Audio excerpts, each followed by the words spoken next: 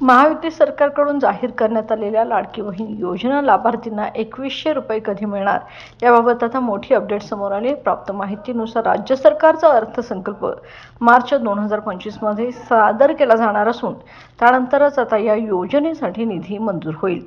त्यामुळे फेब्रुवारी महिन्यात लाभार्थींना पैसे मिळणार नाहीत. मात्र उपमुख्यमंत्री तथा अर्थमंत्री अजित पवार हे अर्थसंकल्पादरम्यान याबाबतची मोठी घोषणा करू शकतात अशी माहिती समोर आली आहे.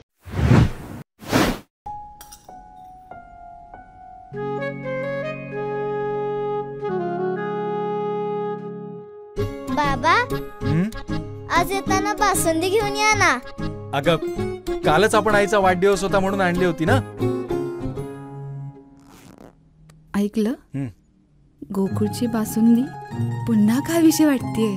खरं सांगू, मलाही खावीशी वाटतेय.